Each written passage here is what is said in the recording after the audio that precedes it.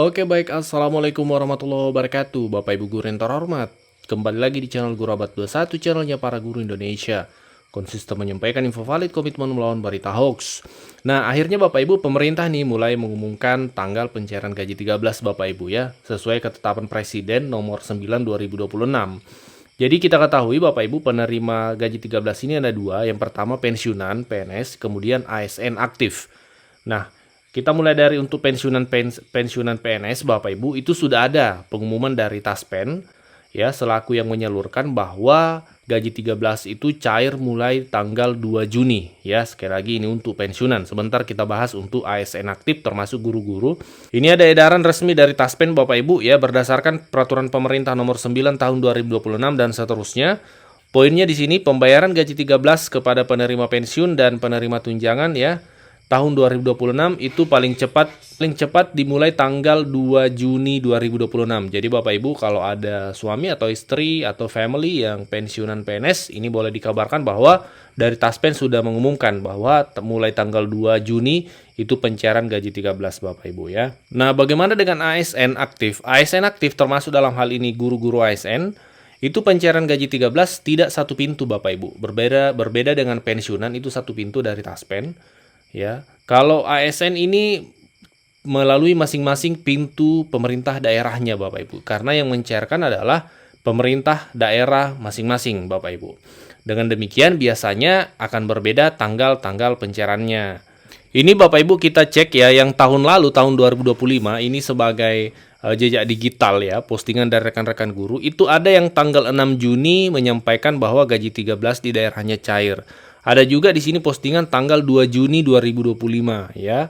Ada juga ini screenshot pencairannya diterima tanggal 4 Juni 2025. Bapak Ibu. Jadi memang ini berbeda-beda ya setiap daerah tanggal-tanggal pencairannya. Kalau kita lihat ini mayoritas memang di awal bulan Juni Bapak Ibu. Seperti itu. Adapun untuk itu tadi untuk gaji 13 ya Bapak Ibu, jadi diperkirakan awal Juni akan pencairan. Adapun untuk TPG, hari ini tanggal 22 Mei Bapak Ibu terpantau berjalan pencairan TPG untuk yang belum cair Januari April.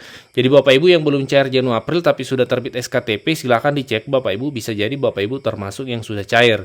Ini sudah banyak postingan dari teman-teman guru yang menampilkan screenshot hari ini tertanggal 22 Mei hari Jumat ya, ini Bapak Ibu sudah pencairan. Tapi ini Bapak Ibu perlu dipahami ini Januari Februari mayoritas ya. Untuk bulan Mei, SKTP bulan Mei ini diperkirakan hari Senin Bapak Ibu, karena memang setiap bulan itu sebelum cair yang bulan terkait biasanya didahulukan dulu untuk yang cair, untuk yang belum cair bulan yang sebelumnya. Nah, dalam konteks ini, hari Jumat ini didahulukan pencairan untuk yang teman-teman belum cair Januari Februari. Jadi mudah-mudahan hari Senin Bapak Ibu itu sudah pencairan untuk bulan Mei.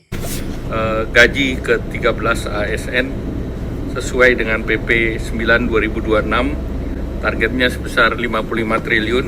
Dan teman-teman media cetak, media elektronik, saya didampingi oleh Pak Ferry, Deputi, Pak Haryo, Pak Ellen,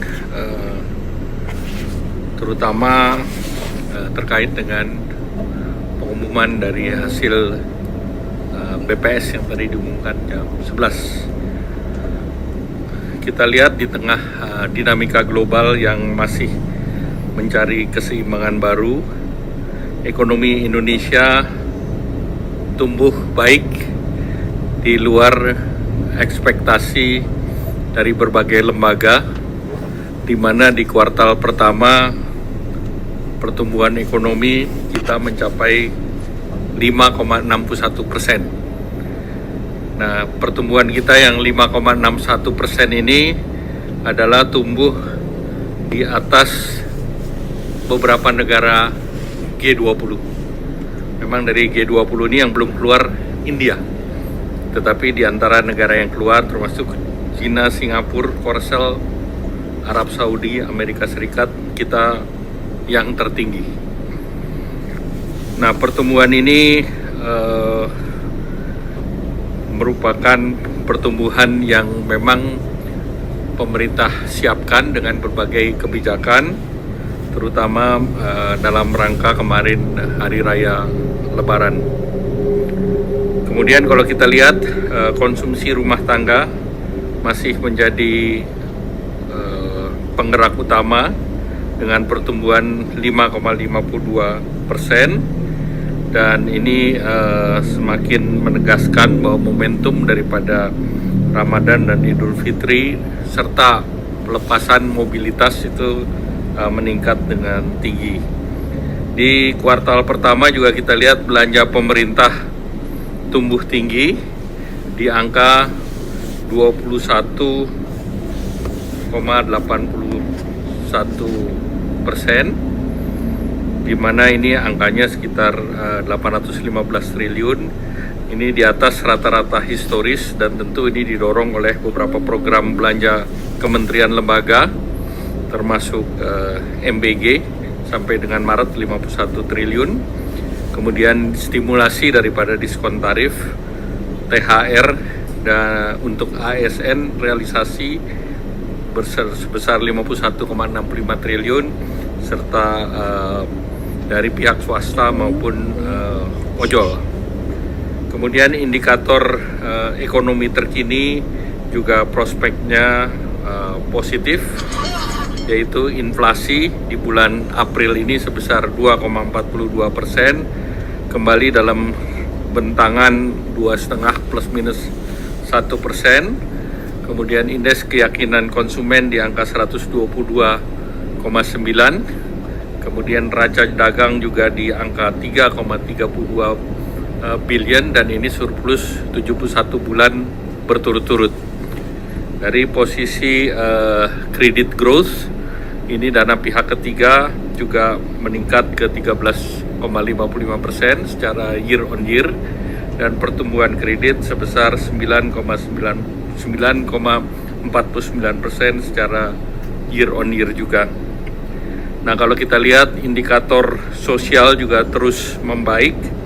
Sepanjang Februari 2025 sampai Februari 2026, penyerapan tenaga kerja bertambah sebesar 1,89 juta, sehingga total jumlah orang yang bekerja sebesar 147,67 juta, dan tingkat pengangguran terbuka menurun dari 4,76% di Februari 2025 menjadi 4,68% di Februari 2026. Capaian ini memperkuat kualitas pertumbuhan ekonomi di samping penurunan angka kemiskinan sebesar 8,25% di September 25 dan rasio Gini 0,363 juga di September 2025. Sepanjang triwulan 1, berbagai stimulus dan kebijakan pemerintah mampu mendorong pertumbuhan dan menjadi bantalan terhadap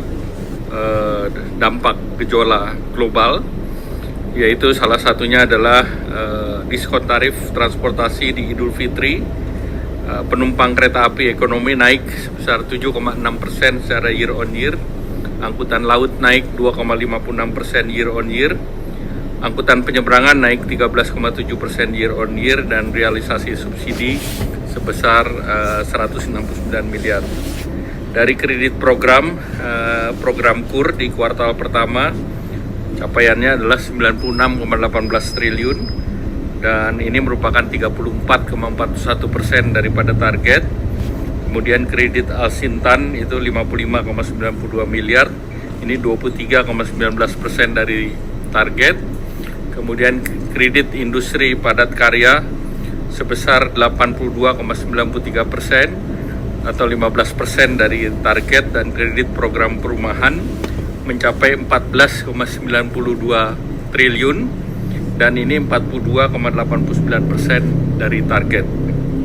Nah, kebijakan fiskal akan dioptimalkan untuk menjaga momentum pencapaian target pertumbuhan di tahun 2026 sebesar 5,4% dan menjadi buffer terhadap gejolak ekonomi global. Sebelum lanjut, kami menyampaikan kabar baik bahwa telah rilis produk digital terbaru kami, yaitu 200 template PowerPoint siap pakai untuk guru.